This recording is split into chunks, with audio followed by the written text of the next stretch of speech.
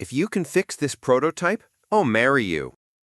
These cruel words echoed through the Luminix Innovations Lab in Seattle like a gunshot in the quiet Monday morning. Harper Caldwell, chief engineer at the green tech giant, pointed her cell phone directly at Caleb Shaw as she repeated the phrase with a venomous smile. "I'm recording everything, Caleb. When you fail miserably, I want everyone to see what happens when someone tries to take our place." But did Harper have any idea of the mistake she'd just made? Did she imagine that her own words would become the proof of her downfall? Stay until the end to discover how a moment of arrogance transformed into the greatest lesson in humility in Seattle's tech history. Caleb Shaw was 38 years old and had spent more time tinkering with complex circuits and robotic systems than Harper Caldwell had spent studying at expensive universities. His calloused hands, scarred by years of meticulous repairs, told stories of prototypes saved when all other technicians gave up. He didn't wear a lab coat. He preferred his old jeans and a t-shirt that smelled of oil and electronics. His small workshop on the outskirts of Seattle, squeezed between a laundromat and a tire shop, didn't have state-of-the-art equipment or certifications hanging on the wall.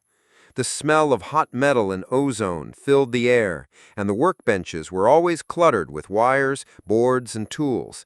But it had something the Luminix Innovations engineering department could never buy: pure genius in technology and robotics, an almost supernatural intuition for the inner workings of the most complex machines.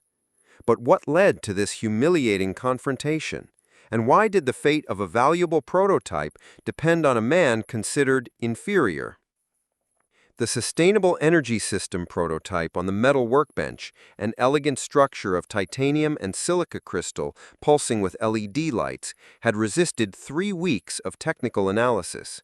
5 engineers with master's degrees had declared the project dead after a catastrophic failure that cost the company $200,000. They had tested dozens of scenarios, run simulations, and consulted experts, but the verdict was unanimous: unrecoverable. It was a revolutionary breakthrough for electric cars and smart homes, with patented technology that promised to increase energy efficiency by 60%. Pressure was high, investors were nervous, and deadlines were looming, threatening the future of an entire division. "You have until Friday," Harper announced to the small crowd of employees gathered to watch the spectacle.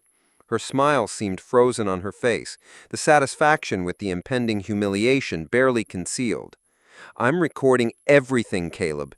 When you fail miserably, I want everyone to see what happens when someone tries to take our place." But did Harper have any idea of the mistake she'd just made? Did she imagine that her own words would become the proof of her downfall? Stay until the end to discover how a moment of arrogance transformed into the greatest lesson in humility in Seattle's tech history. The comment arose during a tense meeting about production delays. The atmosphere was heavy, with high-level executives demanding explanations.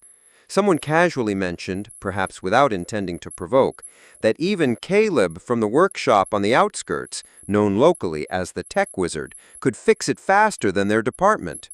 Harper had exploded, her cheeks red with anger behind her professional mask of composure. Her ego, inflated by years of academic and corporate success, couldn't stand the idea of being compared to an outsider. "Bring in this miracle specialist, then," she had challenged sharply, her eyes flashing. "If he can fix what 5 trained specialists couldn't, I'll personally give him $200,000 for a 1-year contract. And what's more, I'll bow down in front of everyone." It was a cruel trap, and everyone knew it. The sum was tempting, but the risk of public humiliation was immense. "Just look at him," Trevor Finch muttered to his colleagues with a smug chuckle. "He probably didn't even finish college and wants to compete with real engineers. It's pathetic." Caleb didn't appear to hear the comment, but his dark eyes, which seemed to absorb every detail of the complex prototype, were fixed on the machine with an intensity that made some of those present shift uncomfortably. His face remained a mask of calm, but the tension in his shoulders was visible. But what can you imagine was going through Caleb's mind at that moment? Despair, anger, or a quiet determination that few could read?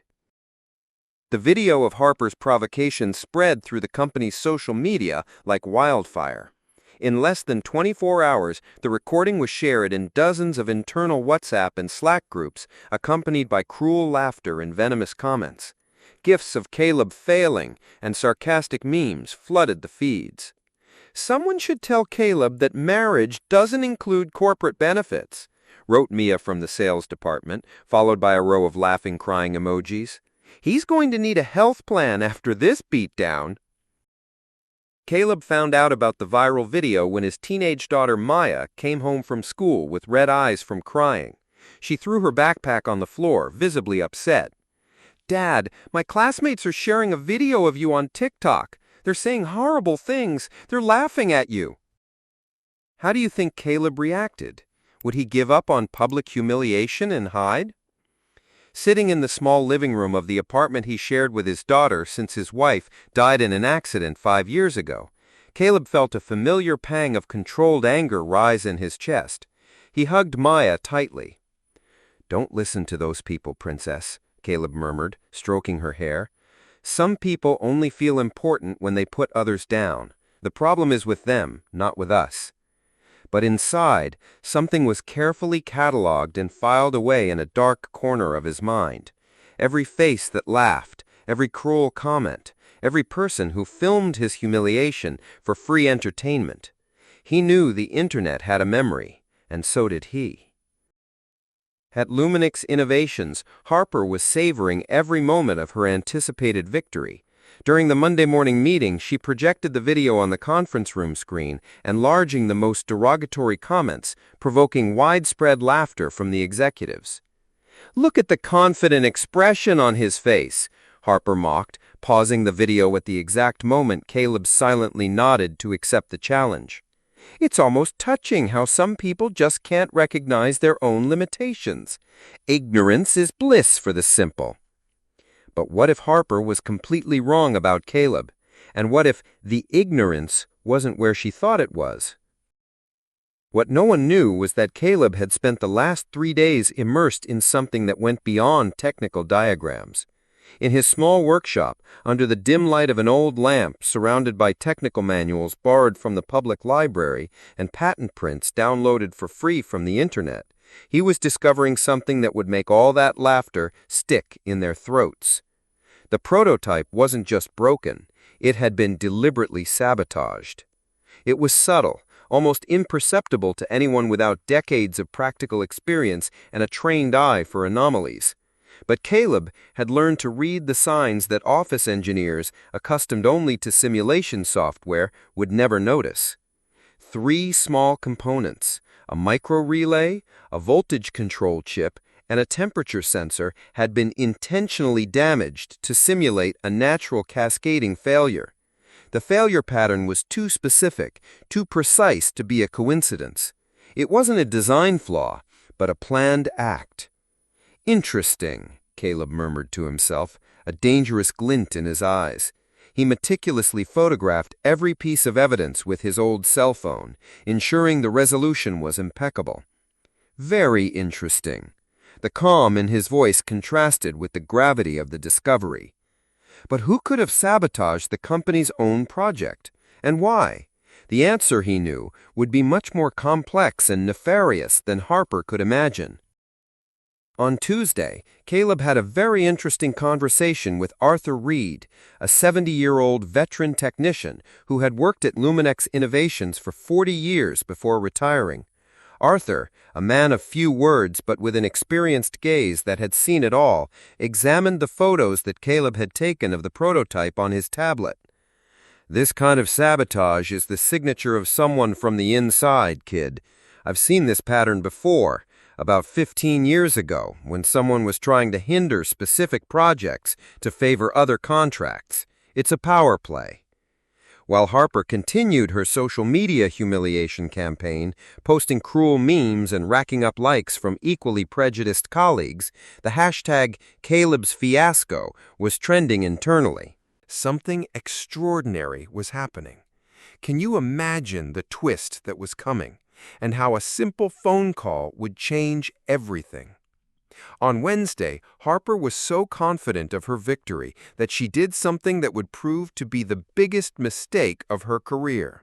She called a local radio show and told the whole story live, openly laughing and describing Caleb as some backyard technician who thinks he can compete with real elite professionals. It's a matter of proper education, you know. Some people just need to learn to accept their natural limitations. What Harper didn't know was that one of the show's most attentive listeners was Dr. Evelyn Price, a renowned mechatronics professor at the University of Washington and a specialized consultant in industrial sabotage. Evelyn had already worked on similar cases for the FBI, and something in the description of the irreparable prototype triggered an alert in her experienced mind. What if I told you that this call, made to humiliate, would be the catalyst for Harper's downfall? That same afternoon, Evelyn showed up at Caleb's workshop with an unexpected proposal. Her posture was elegant, but her eyes conveyed sharp intelligence. "Mr. Shaw, my name is Evelyn Price. I heard about your situation on the radio, and I'd really like to take a look at that impossible prototype." Caleb watched her carefully. Evelyn was a black woman in her 50s with the confident demeanor of someone who had fought to earn respect in predominantly male and white environments. "University professor?" Caleb asked, among other things. Evelyn smiled. "Among other things, but today I'm here as someone who recognizes sabotage when she sees it. Your case seemed quite familiar." Caleb slowly opened his workshop door, finally allowing someone to see what he had discovered. "This isn't just sabotage," Evelyn murmured, examining the detailed photos Caleb had taken. She pointed to the component breakage patterns. "It's a specific pattern I've seen before in large corporations. Someone at Luminix is selling prototypes to competitors and sabotaging the originals to cover up the theft. It's a well-orchestrated scheme." Arthur Reed nodded gravely. "I suspected something like this in my last few years at the company, projects that failed too strangely to be a coincidence. I never managed to prove it." Evelyn's investigation, combined with Caleb's expertise and Arthur's memories, revealed a systematic pattern. 8 prototypes had failed similarly in the last 3 years, always following the same sabotage method Caleb had identified. But here's the most shocking part of the story. All failures occurred in projects led by black engineers or women. When projects failed, these professionals were demoted or fired. And guess who always took over the projects after the failures? The same group of white engineers who were now laughing at Caleb. The pieces fit into a puzzle of discrimination and manipulation. Meanwhile, Harper intensified her humiliation campaign with dangerous confidence. She created a public Facebook event called Wedding of the Century, Engineer and Technician, for Friday, inviting all company employees. "I even picked out the suit," she posted on her stories, filming herself laughing hysterically. "Something very simple because it's going to be a quick ceremony, like 5 seconds of 'I told you it wouldn't work,' and that's it." The comments were cruel and abundant. "Poor guy, he has no idea what awaits him," Trevor wrote. "Someone should tell him he can quit now and keep some dignity." Caleb watched in silence, taking screenshots of every post, every comment, every moment of documented cruelty. His teenage daughter Maya, who had learned to use video editing software at school, helped him organize all the digital evidence. "Dad, look at this," Maya showed him her phone. "He made a video imitating you at work. It already has 15,000 views." In the video, Harper had staged a cruel parody, pretending to be a confused technician trying to understand a complex prototype using an exaggerated voice and gestures that clearly satirized class and racial stereotypes. "Perfect," Caleb murmured, saving the video. "Keep documenting everything. We need every detail." On Friday morning, Harper arrived at the company wearing a bright red blazer and carrying a small professional camera. She had hired a freelance videographer to document the historic moment in high quality. Folks, in 2 hours, we'll have truly viral content, the kind of video that teaches lessons about knowing your limits. Trevor was ecstatic. I've already got the WhatsApp group ready to share in real time. This is going to become a meme in minutes. What none of them knew was that Caleb had already arrived. Evelyn was discreetly parked across the street from the company with professional recording equipment borrowed from the university. Arthur was positioned at the entrance, filming with his cell phone. And Caleb? Caleb was calmly standing next to the repaired prototype with an almost imperceptible smile, holding a thick envelope that contained much more than anyone at Luminix could imagine. Because sometimes, when powerful people completely underestimate those they consider inferior, they find out in the most brutal way possible that underestimating someone can be the costliest mistake of their lives. A mistake that not only destroys careers, but rewrites entire stories about who truly deserves to be at the top. 6 months after what Luminix Innovations employees came to call the Day of Truth, Caleb Shaw sat in his new office overlooking downtown Seattle. The plaque on the door read, Caleb Shaw, Director of Technological Innovation, Luminix Innovations. Jonathan Vance, the CEO, made swift and decisive decisions after the events of that day. Harper Caldwell was fired for cause and faced 3 criminal charges for sabotage, racial discrimination, and conspiracy. Trevor Finch was also fired and was working as a used electronics salesman trying to pay off his legal debts. The irony, Caleb thought, looking out the window at the city's skyscrapers, is that they were always afraid I would take their place. They never imagined I would create something much bigger. The company not only offered Caleb a high-level executive position, but also full funding for his inclusive innovation department. His first project, a mentorship program connecting experienced tech specialists with newly graduated engineers from diverse backgrounds, was already being implemented in 5 states. Evelyn Price now worked as a senior consultant for Luminix, investigating and rectifying decades of institutionalized discriminatory practices. Her partnership with Caleb resulted in discoveries that benefited dozens of professionals who had been systematically disadvantaged. "Dad, did you see this?" Maya walked into the office, carrying her tablet.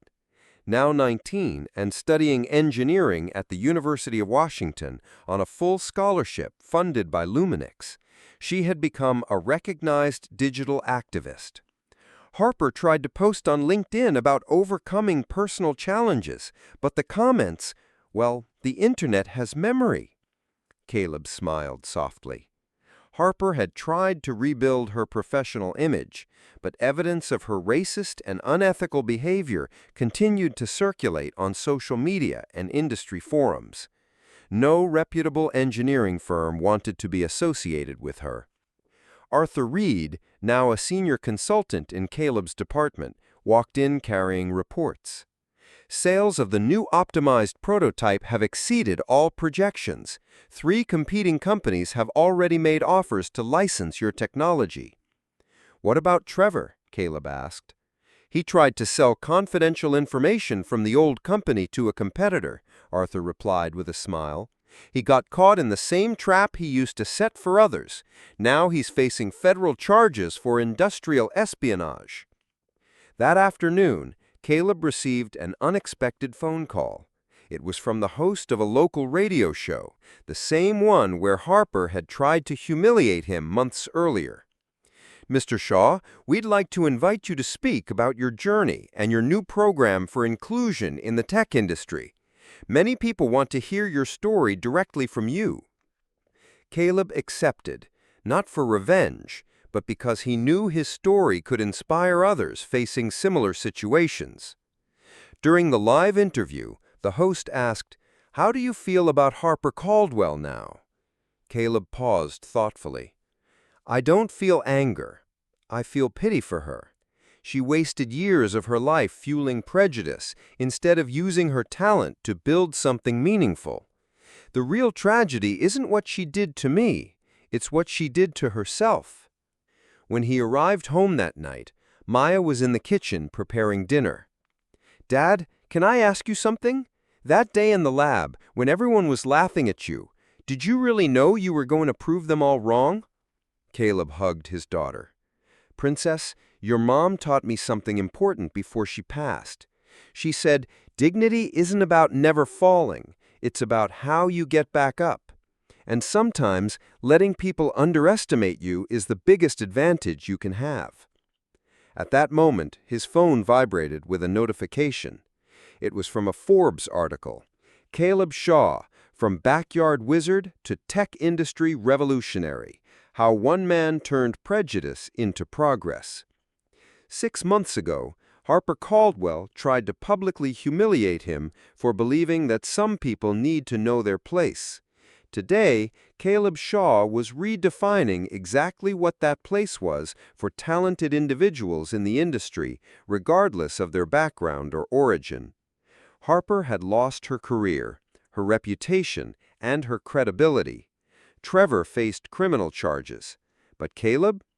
Caleb had built something that would last for generations, a legacy of justice, inclusion, and excellence, proving that the best revenge isn't to destroy those who hurt you, but to build something so extraordinary that all the pettiness they try to impose on you becomes irrelevant.